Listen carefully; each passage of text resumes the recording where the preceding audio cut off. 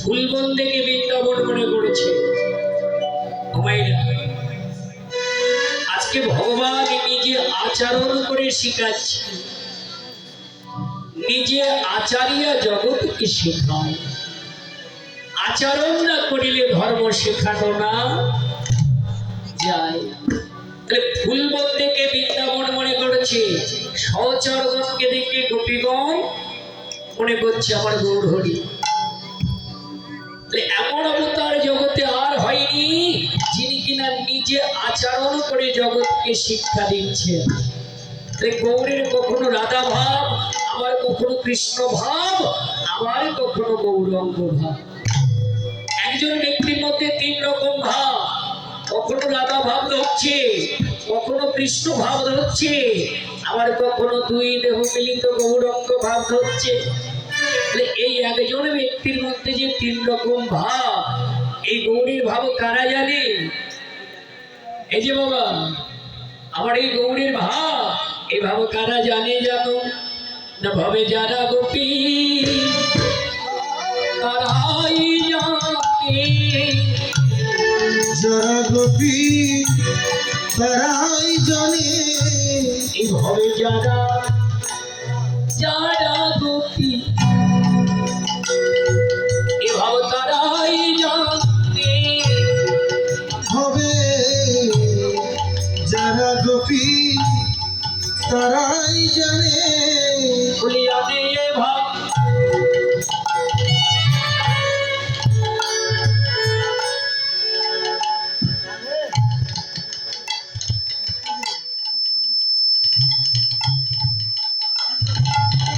যারা গোপী তারাই জানে, যারা গোপী তারাই জানে। বলিয়া নিয়ে ভাব এভাবে জানি না রে। হবে যারা যারা গোপী তারাই জানে, তারাই ভাব জানে না রে। যারাই গোপী তারাই জানে। আটজনে এ ভাব জানে, আটজনে এ ভাব জানে না। এইভাবে যারা গোপী তারা জানে। তাহলে গোপীরা জানে গৌরীর ভাবের গতি। আচ্ছা বাবা গোপী কারা? গোপী কারা? গোপীরা যে ভাবের গতি জানে, গোপী কারা? ভারতে উত্তরপ্রদেশ বৃন্দাবন। এই ভারতে উত্তরপ্রদেশ বৃন্দাবন, কেউ যদি বৃন্দাবনে জমি জায়গা কিনে বাস করে সে কি গোপী হবে? তো বৃন্দাবনে বাস করলে গোপী হবে না। তো দেখেন আজকে আমি সাজগোজ নিয়েছি, তিলক ধারণ করেছি, তুলসী মালা ধারণ করেছি, আমি কি গোপী? তাহলে গোপী সাজলে নয়, গোপী হতে হয়। গোপী সাজলে নয়, গোপী হতে হয়। তাহলে কারা গোপী? মহাজন বললেন ব্রজ নিত্য স্থানে সামর্থ যৌবনে কৃষ্ণ যাত্রায় অর্পণে বাচ্চা হয়ে যা শ্রীমতীর স্বভাবে আসক্তি প্রভাবে প্রতীকের সেতে মিলন হয়েছে যা। এইভাবে তারাই গোপী তারাই জানে। তাহলে কারা জানে? ব্রজ নিত্য স্থানে। ব্রজ মানে বৃন্দাবন, আর নিত্য মানে প্রতিদিন, স্থান মানে জায়গা। যেখানে নিত্য নিত্য প্রত্যেক দিন গোবিন্দ সেবা হয়, সেটাই কি ব্রজ নিত্য স্থান। প্রত্যেক দিন গোবিন্দ সেবা হয় কোথায়? ওই বৃন্দাবনে না। যা আছে বিশ্ব ব্রহ্মাণ্ডে তা আছে দেহ ভাণ্ডে। ভাণ্ডে ব্রহ্মাণ্ডে আর ব্রহ্মাণ্ডে ভাণ্ডে। পৃথিবীর ভিতরে যা আছে নিজের দেহের ভিতরে তাই আছে। একবার চঞ্চল মস্তিষ্কটাকে স্থির করে দেখতে হবে। তাহলে ব্রজ নিত্য স্থান, ব্রজ মানে বৃন্দাবন, এই দেহটাই বৃন্দাবন। সামর্থ্য যৌবনে, যৌবন চলে গেলে হবে না। সামর্থ্য যৌবনে কৃষ্ণ আত্মা অর্পণে, অর্থাৎ যৌবন থাকতে থাকতে যদি গোবিন্দ চরণে দেহ মনকে অর্পণ করতে পারে, তখন হয় শ্রীমতীর স্বভাব। শ্রীমতীকে বাবা, তখন হয় শ্রীমতীর স্বভাব। শ্রীমতীকে, রাধারানী হলো শ্রীমতী। রাধারানী শ্রীমতী যেদিন আসক্তি দূরে চলে যাবে, সেদিন শ্রীমতীর স্বভাব হবে। আসক্তিটা কি? আসক্তি কেমন জানেন? দেখেন, ছিলাম কুড়িয়ে ঘরে, কুড়িয়ে ঘর পর্যন্ত ছোট একটা মাটির ঘরে। চিন্তা করলাম, ভগবান সারা জীবনে এই মাটির ঘরে থেকে যাব, ভালো একটা ঘর হবে না? ভালো একটা ঘর হবে না? ভগবানের কৃপায় হলো একটা ভালো ঘর। ইট দিয়ে, গাঁথনি দিয়ে, টিন দিয়ে ছাইলাম। কিছুদিন পরে ওই টিনের ঘর আর ভালো লাগে না। কবে যে একতলা বিল্ডিং করতে পারবো? ভগবানের কৃপায় একতলা বাড়ি হলো। কিছুদিন পরে ওই একতলায় আর ভালো লাগে না। কবে হবে 2 তলা? আজকে 2 তলা বাড়ি করলাম আর 3 তলার ফাউন্ডেশন করে রাখলাম। তাই মহাজন বললে, জীবের যত বাড়বে তলা, তত বাড়বে চাওয়া পাওয়ার জাল। এই জীব যত পাবে ততই চাবে, আমাকে আরো দাও, আরো দাও, আরো দাও। এটাই হলো আসক্তি। কিন্তু যেদিন গোবিন্দ চরণে দেহ মন অর্পণ হয়ে যাবে, যেদিন শ্রীমতীর স্বভাব হবে, সেদিন এই আসক্তি আর থাকবে না। সেদিন এই আসক্তি দূরে চলে যাবে। আরে যেদিন আসক্তি দূরে চলে যাবে, রতি আর রসের মিলন হবে। রতি কি আর রস কি, এও বা থাকে কোথায়? কিছু বাইরে নয়, এই দেহের ভিতরেই রয়। রতি হলো জীবাত্মা রূপী জীব, আর রস হলো পরমাত্মা রূপী ভগবান। সেদিন রতি আর রসের মিলন হবে, ওই জীবাত্মা পরমাত্মার মিলন হবে। আর সেদিন সে গোপী হয়ে যাবে। আর যে গোপী হতে পারবে, তারাই জানে আমার গৌরের ভাবের গতি। তারাই জানে আমার গৌরের ভাবের গতি। বলি জানে এ ভাব, এ ভাব জানি না, তারাই জানে গৌরের ভাবের গতি। ওরে আন জনে জানে না রে, তারাই জানে গৌরের ভাবের গতি। বলে আন জনই জানে, ভবে যারা গোপী তারা জানে। তো সেই গৌর হরি নিজেই এসে জীবের মাঝে যে বলছে, জীব দেখো আমি তোমাদের জন্য কি এনেছি। আজকে গৌর এসেছে নদিয়া। বাবা, কলির কলুষ খণ্ডনকারী সেই মহাপ্রভু নদিয়ার মাঝে এসেছে। কলি যুগের পিতা গৌর হরি এই কলির জীবের জন্য, কলির সন্তানের জন্য কি নিয়ে এসেছে তিনি। তোমারা কি এনেছে গো? আমার গৌর বলছে, দেখো তোমাদের জন্য কি এনেছি জানো? বলে নাম এনেছি, নাম এনেছি, নাম এনেছি, নাম এনেছি, নাম এনেছি, নাম এনেছি, নাম এনেছি, নাম এনেছি। বলি জীব আরে লাগি, নাম এনেছি, নাম এনেছি। কলি জীব ধরে লাগি, নাম এনেছি, নাম এনেছি। ওই যে দিদিমা ঘুমাচ্ছেন উনি বলেন কি এনেছে? কি এনেছে গো? আম আহা, উনি ঘুম থেকে জেগেই বলছে আম এনেছে। এই ঠান্ডার সময় আম পাবে কোথায়? বলে আম নয়, গৌর হরি বলছে দেখো, বলে নাম এনেছি, নাম এনেছি, নাম এনেছি নাম দেখো এনেছি নাম এনেছি, নাম এনেছি। নাম এনেছি নাম এনেছি এই কলি ভার লাগি নাম এনেছি, নাম এনেছি। কলি জীবু ঘরের লাগি নাম এনেছি নাম এনেছি আস্তে, কি এনেছে দাদা ভাই? আপনারাও আম বলছেন। এই যারা চেয়ারে বসে আছেন দাদা কি এনেছে গো? ওরে আম না, বলেন নাম এনেছি, নাম এনেছি। নাম এনেছি নাম এনেছি কি এনেছেন না? একটু কথাটা একটু মন দিয়ে শুনি। চারটে যুগ, আমাদের যুগ কয়টি? চারটে। কি কি? সত্য, ত্রেতা, দ্বাপর, কলি। সত্য, ত্রেতা, দ্বাপর, কলি। চার যুগের যত যাগ যজ্ঞ ধর্ম কর্ম পূজা অর্চনা সব একসঙ্গে মিক্স করে এই হরি নামের ভিতরে দিল।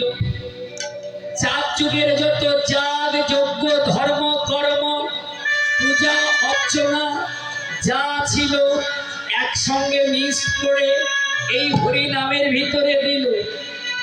মহাপ্রভু বললেন যে একবার হরি বললে প্রত্যেকটা দেবতাই পৌঁছাইয়ে যাবে, তাই তোমাদের জন্য নাম এনেছি, নাম এনেছি, নাম এনেছি নাম এনেছি বলি নাম এনেছি, নাম এনেছি।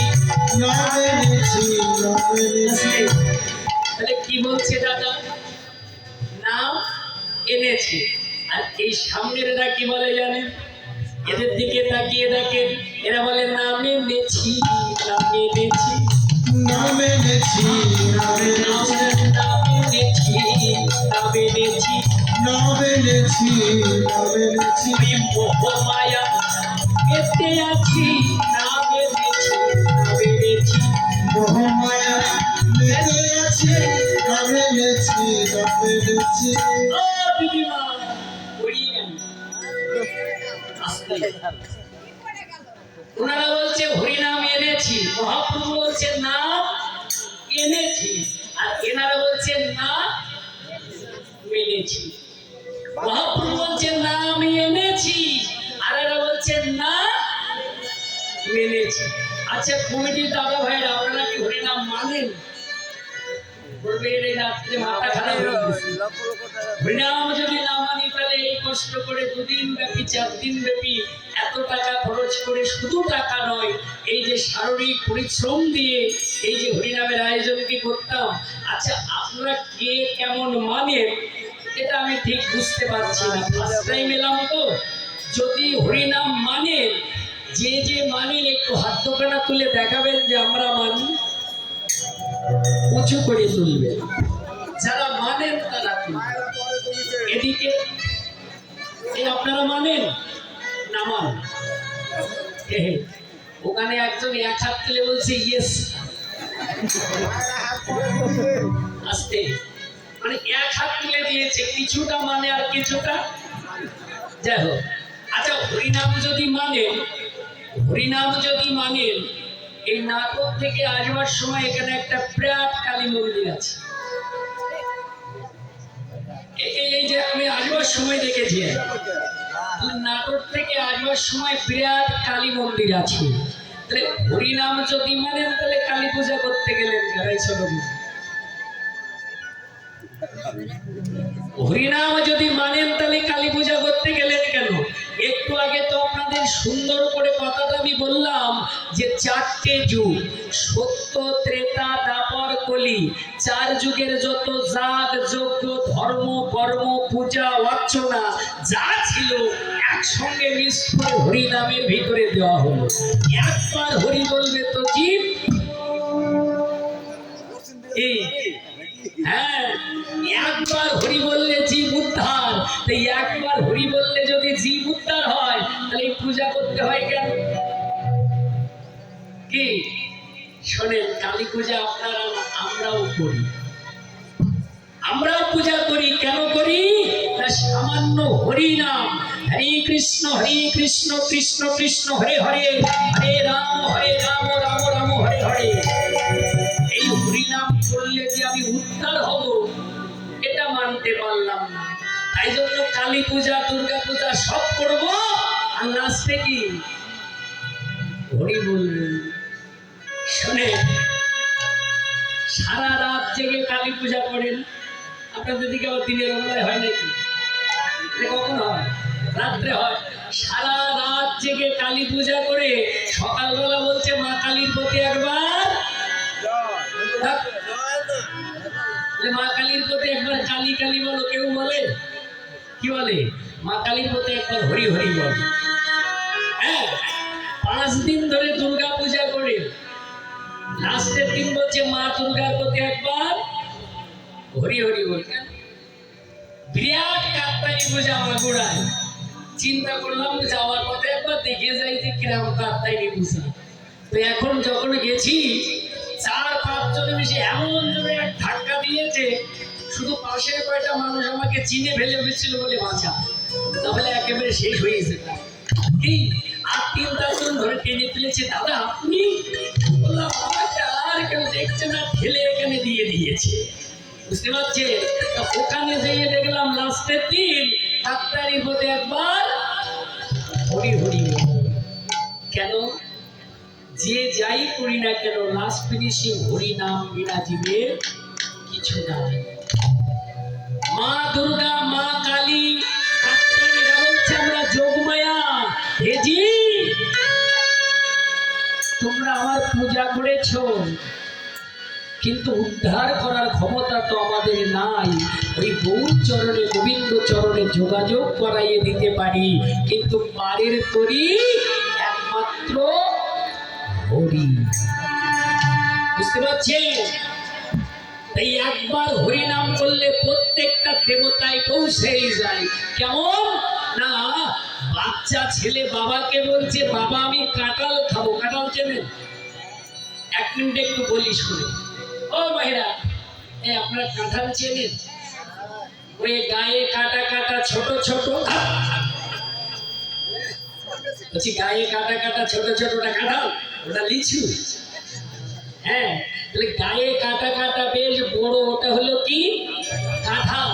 তো বাচ্চা ছেলে বাবাকে বলছে বাবা কাঁঠাল খাবো। এখন বাবা ছেলেকে নিয়ে বাজারে গেল, বিরাট একটা কাঁঠাল কিনে বাড়ি এলো। ঘটনাটা ঘটলো কখন? না যখন বাবা ছেলেকে খাওয়াতে গেল। একটা মাত্র ছেলে কাঁঠাল খাইতে চাইছে, এখন বাবা বাড়ি এনেই ভেঙেছে। আর ভাঙলেই কি বেরোয় বলেন তো? ভাঙলে প্রথমে বেরোয় আঁশ।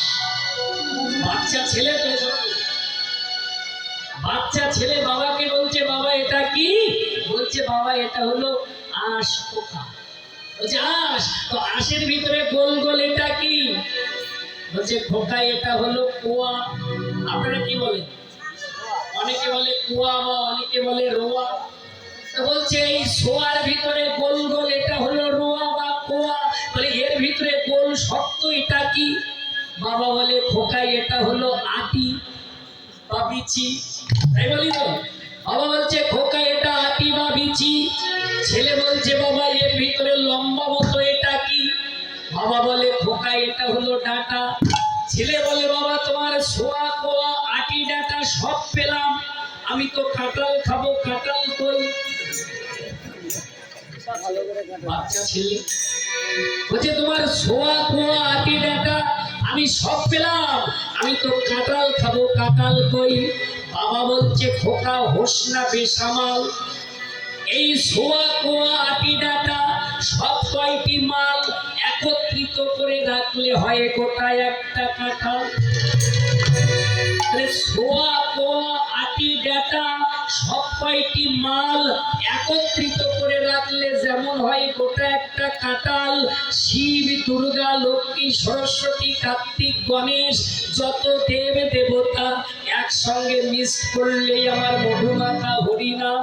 এই জগৎ জীবকে ডেকে বলছে জীব দেখো নামে নেছি, নামে এনেছি হরিব নাম এনেছি নাম এনেছি নাম এনেছি নাম এনেছি নাম এনেছি বলি দিব ধারের লাগি নাম এনেছি বলি দিব ভালো লাগি নাম এনেছি নাম এনেছি